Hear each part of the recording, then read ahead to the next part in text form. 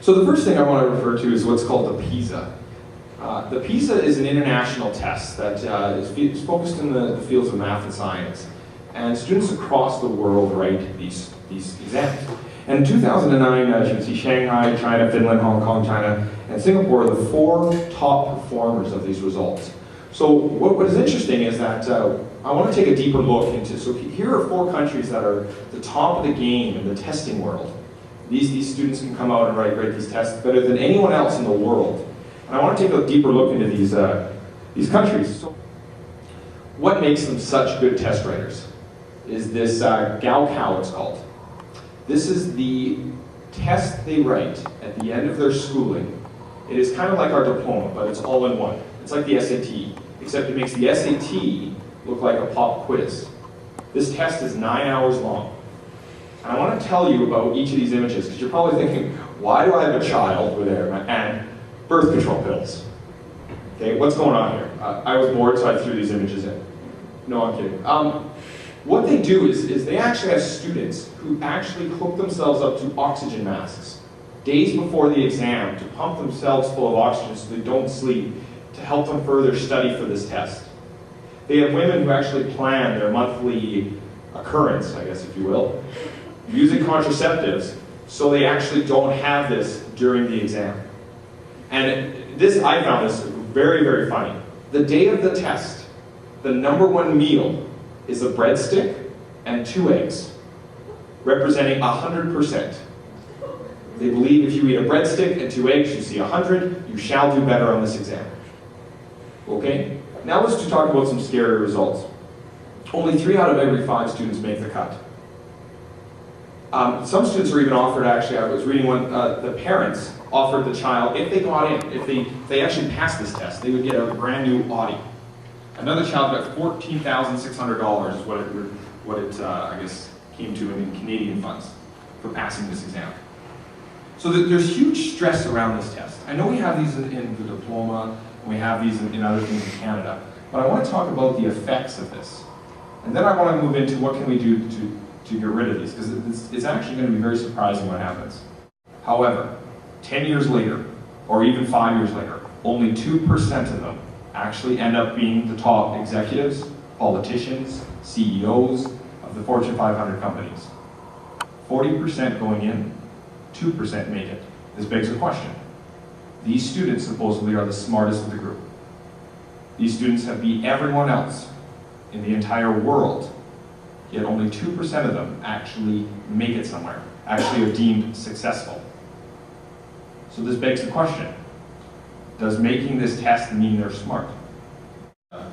Everybody's a genius, but if you judge a fish by its ability to climb a tree, it'll live its whole life believing that it is stupid. And this picture, to me, speaks many, many words when you have this guy saying, for a fair selection, everybody has to take the same exam, please climb that tree. Now, as you can see in the picture, some are going to fail based on their ability to climb the tree. But should they fail?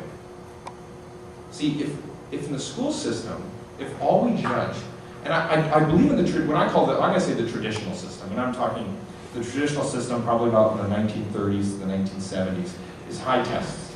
Test, test, test. So if all we use is tests in our school, the child who cannot write a test is going to grow up believing he's stupid, believing he's bad at math. I mean, if I reflect back to those numbers at the beginning where how China scores high, and we only looked at that, I would say China has the best mathematicians in the world. In US and actually Canada, what's funny is that Alberta is, I believe, 9th. So we're not near the bottom, we're near the top. But again, I don't know if that's a good thing. One of the writers, Alfie Kohn, writes that if results ever start to go up, we shouldn't be proud, we should be worried. Because what's making those results go up? A story about a child who had in my class, or a child I had in my class, and he scored 100% on an exam about 3 years ago. And as I was handing him back, I overheard him talking to his friends. And he says, oh, I got 100, right? And they're high-fiving each other. And he says, you know, the funny thing is, I didn't even know all the questions. I had to guess on some. What's funny is that this child's actually attributing this idea of luck to his knowledge. He's actually believing that because he was lucky, he's actually doing better. I guess I come from the sense now that assessment should not be coming out of a spreadsheet, but it actually should be coming out of a conversation. I talk with my students. And the things I've noticed is drastically different. I mean, what our students do, what are the conversations we have, even what they share is amazing. And that's one thing I actually promote in my class. I promote sharing or collaboration. I think it's hilarious that what we call collaboration in this room, we would most likely call cheating in a classroom. Why can't students talk to each other while they get assessed? Why can't they help each other out? I mean, I don't think anyone goes to their work, and if their boss says, I need this project done by tomorrow, but you're not allowed to talk to anyone. You have to do it by yourself. No help, no internet. So, but the key here though is, and this is where it's actually challenging, and it actually becomes challenging for me. The moment I took the grade out, the moment I took the carrot, my job became a whole lot harder to do actually. Because I no longer can motivate by grades. I can't give them a 30-question worksheet anymore and say, do this for fun. Now granted, there are probably 3 kids who would do it for fun, and the whole class is for fun. But 27 of them would be me lighting that on fire on Friday. So I want to tell now that this we have to actually, I believe anyways, is put things in context, put things for meaning, and put things for intrinsic motivation, things that we want to solve for. Jason was fishing, and he caught a fish. And he weighed the fish. And he realized that its weight plus half its weight equaled 10. How much does the fish weigh? Now, I don't know about you, but at the time I was really excited about this question. I liked it. It had a fraction, and just so you know, you have to go x plus 2 equals 10. But I still remember a student wrote, ask Jason. And I was thinking, it's very true. I do go fishing. And I have yet to catch a fish and create an algebra problem out of it. I mean, we see these, I don't know, the traditional math, and I'm just saying this because I teach a lot of math. I only teach math, but you know, where you have the 2 trains are going together on a track. One leaves at 7 towards the other at 9, one's going, when are they going to collide? I wonder why no one asks who put 2 trains on the same track and put them towards each other. We have a deeper question here. This is the problem. So what I'm saying is that if you ask the right questions, and I can tell you this, as a math teacher, which people say, well, it's so hard to get context questions, it's not. I look out my window and I come up with math equations. I remember just the other day, actually, my fiance and I are driving to Lethbridge. And as we're going down the road, I hit one of those AMA, those odometer checks. You know, you want to make sure you're, and I just bought a brand new vehicle, so I wanted to make sure this nice new vehicle was working its odometer. So I reset it, and I'm driving, and I'm doing 120, right, on the QE2. Well, everyone's doing 140, school buses are passing me, but I'm doing 120, and I'm catching up to this truck, and I have to pass it. So I think to myself, well, now this is I'm a very analytical mind. I know how long it's going to take me to get to Lethbridge if I stay at 120, so I don't want to slow down. But I know if I go around the truck, it's going to really increase my distance a little bit. So I think to myself, what angle should I go around? Should I jerk the wheel really fast? Should I slowly go around? And I remember we were learning trigonometry, and that's actually the question I asked my students. I said, what should I do? See, here's a real life problem that was in my mind. What would make the least amount of difference? Now, you won't find this on a worksheet.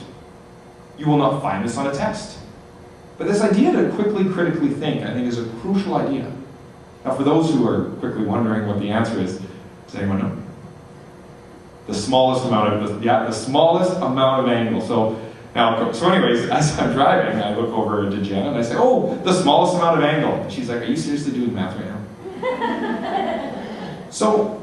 But we have these problems here, and students can be motivated without marks. And I'm going to argue here that when they are motivated for without marks is when the real learning occurs. And not the learning that they're going to use just till Friday or till the end of June. But the learning that's going to get them to become that CEO, to become that political figure, to become that high person on the board of directors. I don't think we want our students ever being the 40% that go in, but 2% comes out.